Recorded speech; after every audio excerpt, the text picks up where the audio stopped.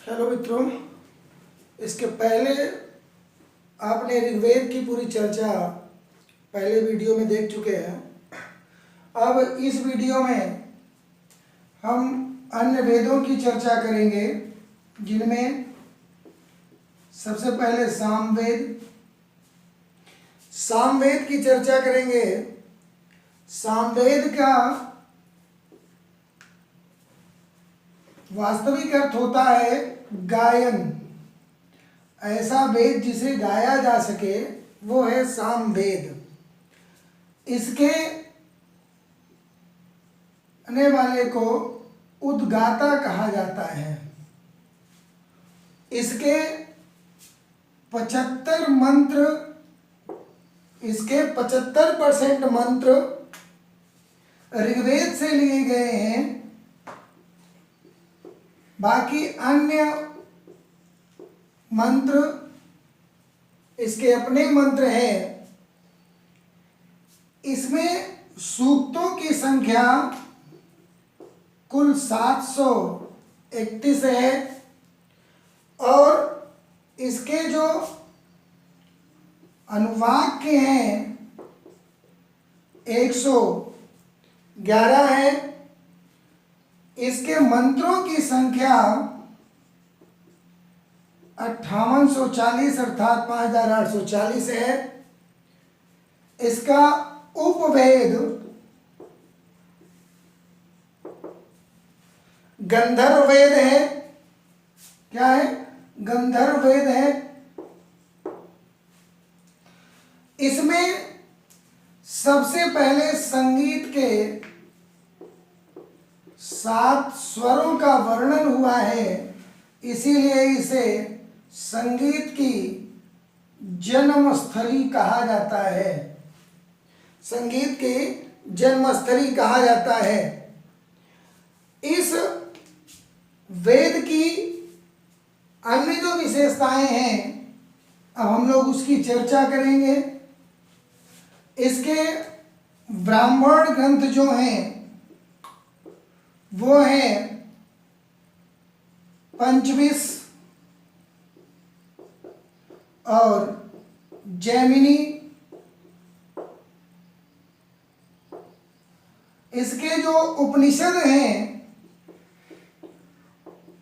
इसके उपनिषद छांदोग्य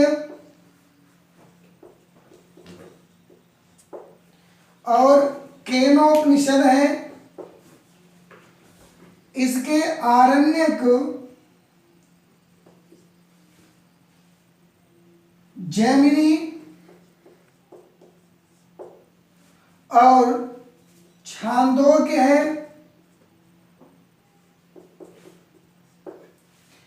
एक चीज आपको यहां बताना है, छांदोग्य उपनिषद में सबसे पहले कृष्ण का उल्लेख हुआ है और कृष्ण का उल्लेख इस रूप में हुआ है कि कृष्ण घोर अंगिरस के शिष्य थे। ये सामवेद की जो चर्चा हमने की है, इसके प्रमुख क्वेश्चन जो आते हैं उसकी चर्चा हो गई है। अब आपको यजुर्वेद के बारे में जानकारी देंगे। यजुर्वेद ये तीसरा वेद है।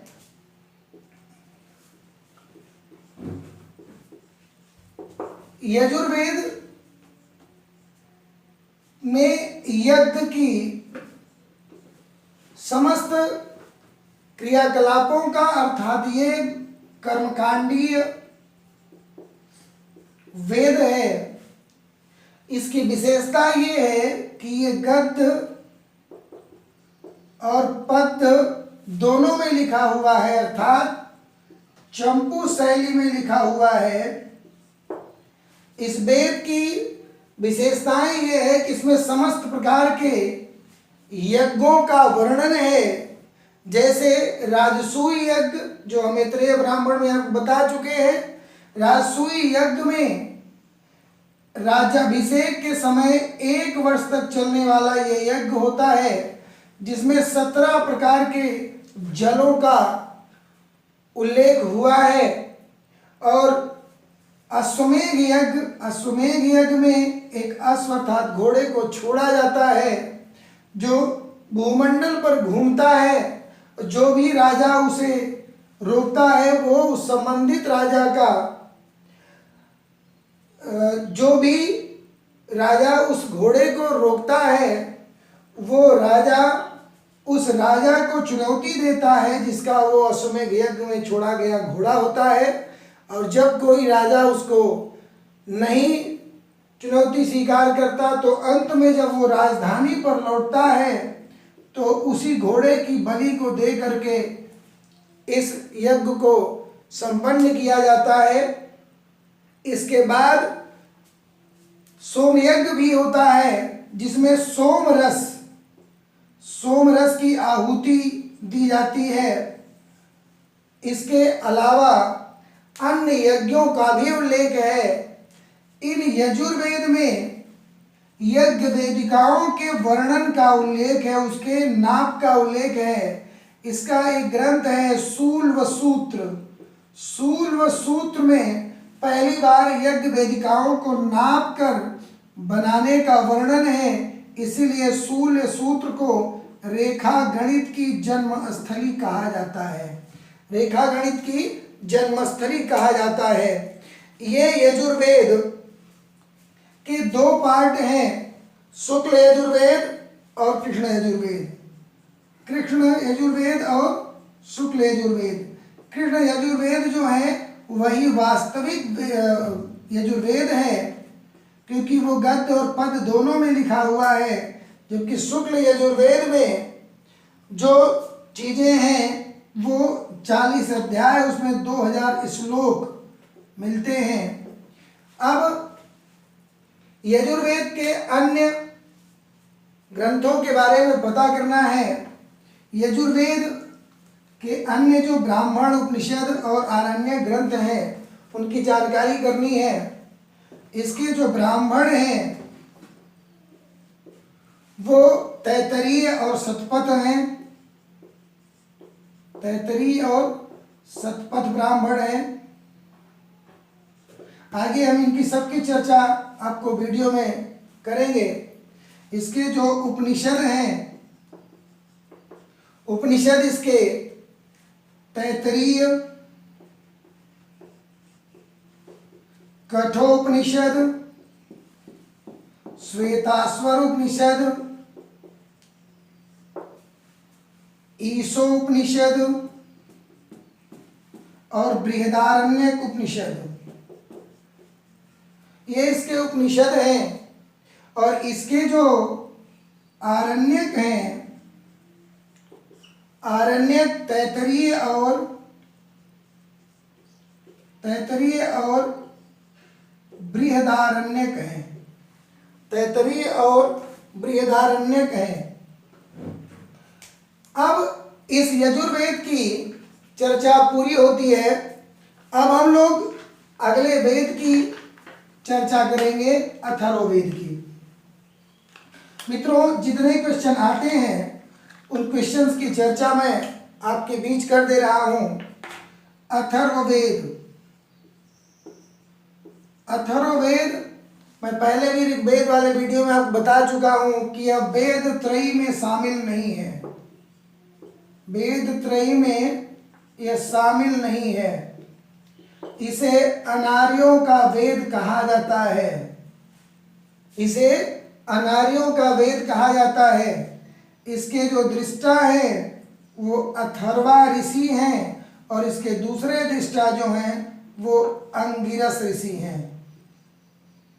अंगिरस ऋषि है। इस वेद में समाज की कुरीतियों का और रीति रिवाजों का वर्णन है। जैसे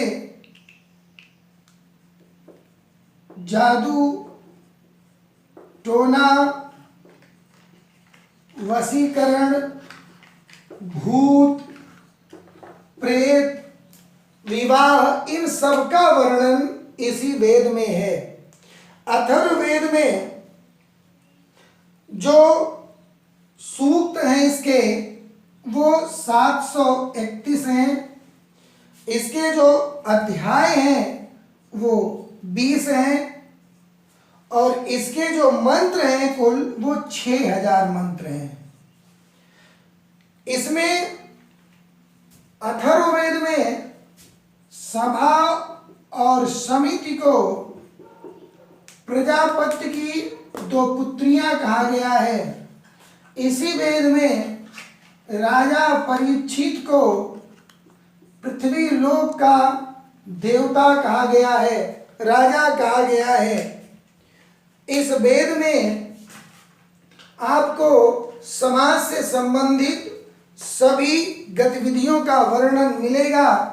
अब हम लोगों को जानना है कि इस वेद के ब्राह्मण और उपनिषद क्या है।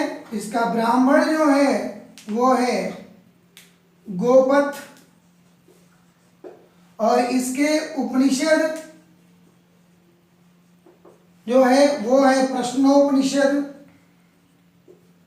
मुंडकोपनिषद और मांडूक्य उपनिषद।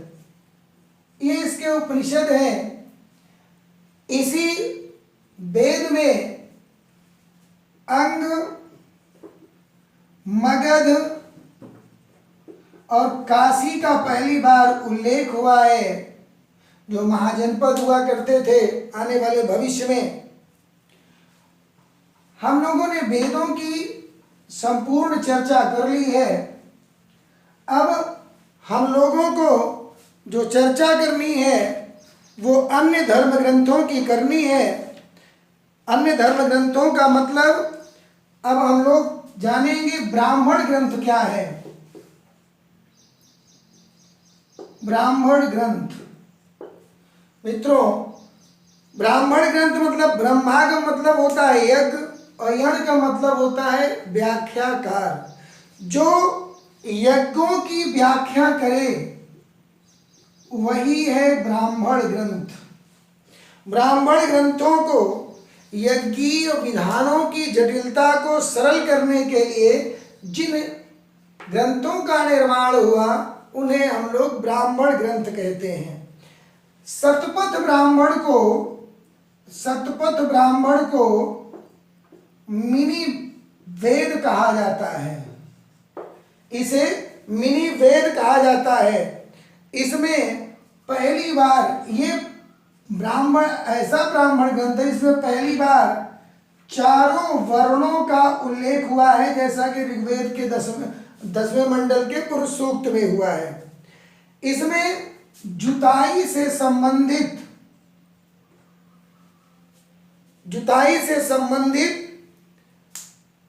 चीजों का उल्लेख है। इसमें सबसे बड़ी बात यह है कि इस ग्रंथ में क्षत्रियों को ब्राह्मणों से श्रेष्ठ बताया गया है। ये महत्वपूर्ण जानकारी है। यह ऐसा ग्रंथ है जिसमें क्षत्रियों को ब्राह्मणों से श्रेष्ठ बताया गया है, जबकि वर्ण व्यवस्था में सबसे श्रेष्ठ ब्राह्मण होता है। इसके बाद इस ग्रंथ में मतलब शतपथ ब्राह्मण में जल प्लवन की कथा, इसके अलावा मत्स्यावतार की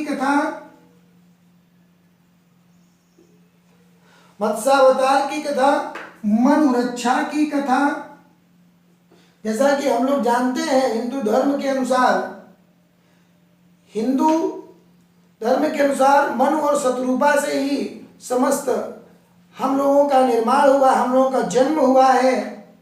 जैसे इस्लाम धर्म में आदम और हव्वा को माना जाता है, क्रिश्चियन धर्म में एडम और स्मिथ को माना जाता है, उस तरह से मनु और शत्रुबा हमारे पूर्वज हैं और उन्हीं मनुरक्षा का शतपथ ब्राह्मण में उल्लेख है। और इसमें प्रलय काल की कहानी का भी उल्लेख है। इसी में विदेह माधव की कहानी है, जिसका राजनीतिक स्वरूप ऋग्वेद में उल्लिखित है। इसके अलावा ऐतरेय ब्राह्मण जो है, ऐतरेय ब्राह्मण में मैं पहले भी बता चुका हूँ कि इसमें राज्याभिषेक का उल्लेख है जो 17 प्रकार के जलों से होता था। इसमें सबसे विशेषता ये है कि चारों वर्णों के कर्तव्य का उल्लेख इसमें है।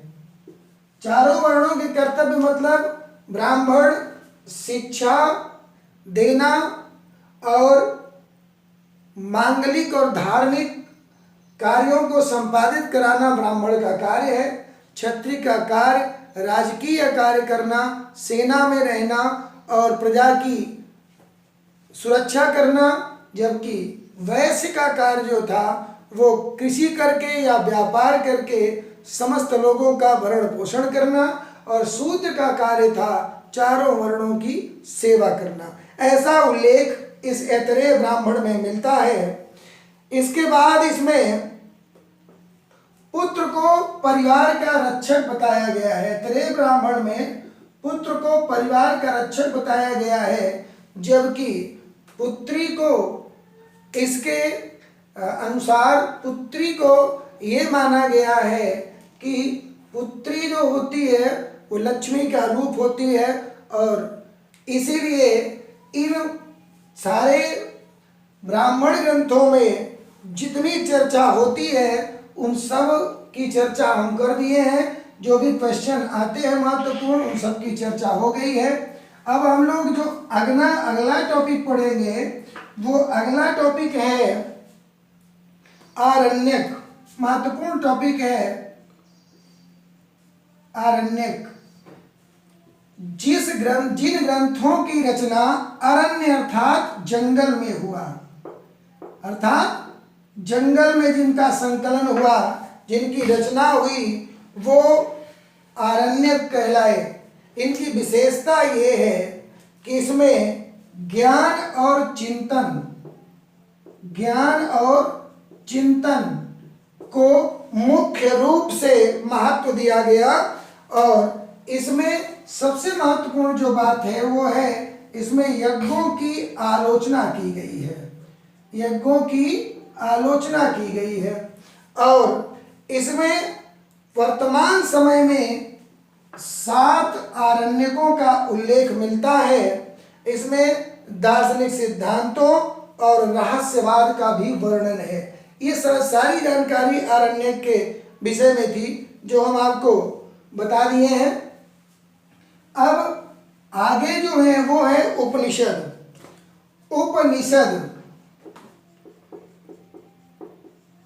उपनिषद का सीधे मतलब है वह ज्ञान जो गुरु के समीप बैठ करके प्राप्त हुआ, उसे हम संकलित करके उपनिषद के रूप में जानते हैं। और इसमें उपनिषद में ही दार्शनिक स्वरूपों का वर्णन है। इसमें धर्म का दर्शन है। इनकी संख्या कुल 108 है। यह प्राचीन दार्शनिक विचारों पर आधारित है, और भारतीय दर्शन का इसको पिता कहा जाता है। इसे भारतीय दर्शन का पिता कहा जाता है। ये इसमें कुछ ऐसे महत्वपूर्ण बिंदु हैं जिनको जानना आवश्यक है, जैसे कठोपनिषद। कठोपनिषद में यम और नचिकेता के बीच संवाद है, जबकि मुंडकोपनिषद में सत्यमेव जयते, ये आदर्श वाक्य है। सत्यमेव जयते ये मुंडकोपनिषद से लिया गया है। छांदोग्य उपनिषद सबसे प्राचीन है, जिसमें पहली बार कृष्ण का उल्लेख एक वृषण क्षत्रिय के रूप में हुआ है। इतनी चीजें, और बाकी ऋग्वेद के समस्त कौन से वेद हैं वो सब मैं आपको बता चुका हूँ। वो जानकारी आपको पहले ही वीडियो में और दूसरे अभी वीडियो में दे चुका हूं। अब आपको जानना है वेदांग। वेदांग, वेदांगों की कुल संख्या 6 है। वेदों के अध्ययन को सरल बनाने के लिए जिन ग्रंथों की रचना की गई उन्हें हम लोग वेदांग कहते हैं। वेदों के अध्ययन को सरल बनाने के लिए जिन चीजों की रचना की गई उन्हें वेदांग कहते हैं। जैसे शिक्षा, पहला जो वेदांग है वो है शिक्षा। शिक्षा, इसका जो प्रतीकात्मक है वो नाक, चूंकि पूछता है, कई बार पूछा है, नासिका। वेदों के उच्चारण में, वेदांगों में शिक्षा के समय जो उच्चारण होता है वो बहुत महत्वपूर्ण है। इसीलिए शिक्षा का जो प्रतीकात्मक है वो है नाक। अब है दूसरा है कल्प। ये जो कल्प है, ये कल्प का मतलब होता है हाथ। कल्प का मतलब हाथ होता है। और इसकी कंडीशन ये है कि यज्ञ विधानों और विधियों को जो एक्सप्लेन करना है, जैसे धर्म सूत्र, सूत्र और शुल्ब सूत्र, इन सूत्रों के माध्यम से जो वेदांगों की महत्वपूर्ण भूमिका है उसको एक्सप्लेन करते हैं। तीसरा है व्याकरण। व्याकरण का मतलब है लिखने के लिए व्याकरण की आवश्यकता होती है।